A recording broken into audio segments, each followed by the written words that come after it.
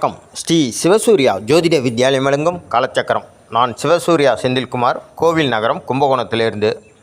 ஒரு ஜாதகர் வாழ்க்கையில் கல்வி, புகழ், செல்வம், வெற்றி இதையெல்லாம் தொடர்ந்து பெறணும், இதெல்லாம் தொடர்ந்து அனுபவிக்கணும் அப்படின்னா புதன் வலுத்திருக்கணும்.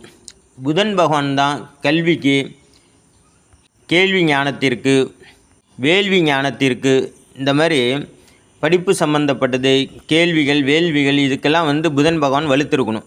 ஜாதகத்தில் புதன் பகவான் எப்படிலாம் இருந்தால் நல்ல படிப்பாற்றலும், அறிவாற்றலும், விஷய ஞானமும் இருக்கும் அப்படின்றத பார்ப்போம்.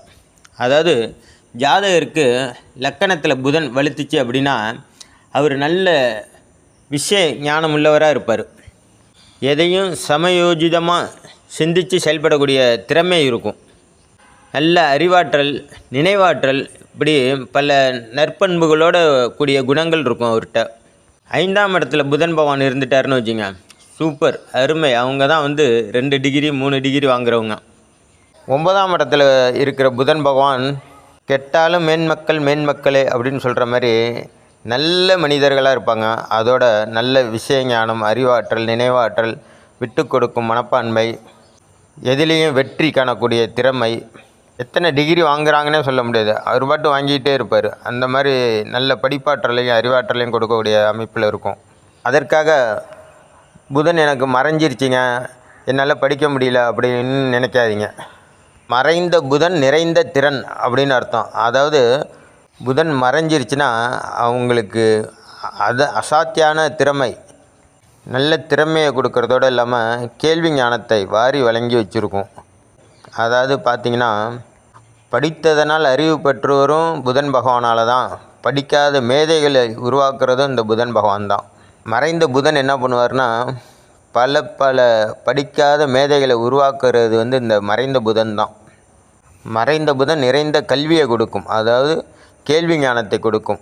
புதன் பகவான்கிட்ட என்ன ஒரு தன்மைனா, அவர் நல்ல கிரகத்தோட, சுப கிரகத்தோடு சேர்ந்தால் சுப பலன்களை வாரி வழங்குவார். அசுப கிரகத்தோடு சேர்ந்தால் அசுப குணம் ஏற்பட்டு அசுபத்தன்மையோட அசுப குணங்களையே ஏற்படுத்துவார் ஜாதகருக்கு. ஆக புதன் பகவான் கல்வி, ஞானம், வேள்வி இல்லாமல் வாழ்க்கை முழுமை பெறாது. அதாவது சரஸ்வதி கடாட்சம் இல்லாமல் யாரோட வாழ்க்கையும் முழுமை பெறாது. அதனால் புதன் பகவான் உங்கள் ஜாதகத்தில் எப்படி இருந்தாலும் தொடர்ந்து பச்சை பயிரை ஊற வச்சு முளை கட்டி சாப்பிடுங்க. தொடர்ந்து சாப்பிட்டுட்டே வாங்க.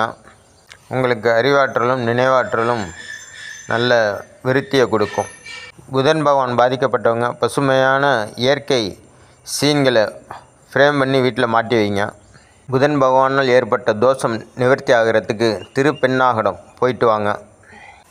மேலும் நமது நேயர்கள் நம்மளோட சேனலை சப்ஸ்கிரைப் பண்ணலைன்னா சப்ஸ்கிரைப் பண்ணி பாருங்கள். இந்த பதிவு உங்களுக்கு பிடிச்சதுன்னா லைக் பண்ணி ஷேர் பண்ணுங்கள். நன்றி, வணக்கம். நல்லதே நடக்கும். வாழ்க வளம்.